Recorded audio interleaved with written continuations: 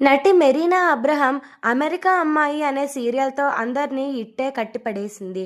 ఈమె 'big boss Telugu' season 6లో తన భర్త అయిన రోహిత్‌తో కలిసి పార్టిసిపేట్ చేసింది.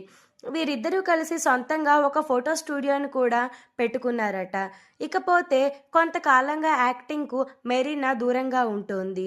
ఈ మధ్య కాస్త బొద్దుగా కూడా అవడంతో తను ప్రెగ్నెంట్ ఏమో అని తన అభిమానులందరూ కూడా అనుకున్నారు. అయితే దీనికి మెరీనా ఏం సమాధానం చెప్పారంటే, యూట్యూబ్ వేదికగా ఈమె ఒక క్లారిటీ ఇచ్చారు తన అభిమానులకి. లావయ్యానంటే దానికి కారణాలు చాలా ఉంటాయి. మీకు ముందుగా నా గతం గురించి చెప్తాను.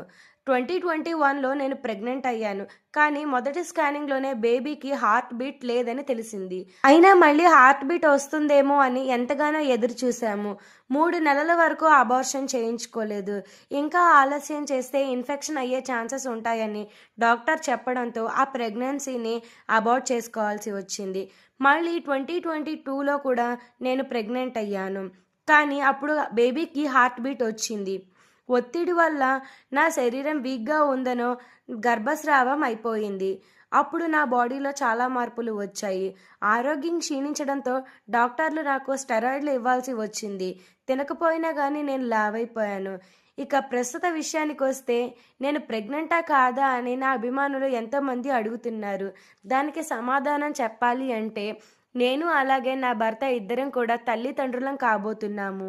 నేను అందరికీ ఈ విషయాన్ని కొత్త సంవత్సరం నాడు తెలియజేయాలని అనుకున్నాను. నా అభిమానులు ఈ విషయాన్ని విని హ్యాపీగా ఫీల్ అవుతారని అనుకుంటున్నాను అని ఆమె చెప్పుకొచ్చారు.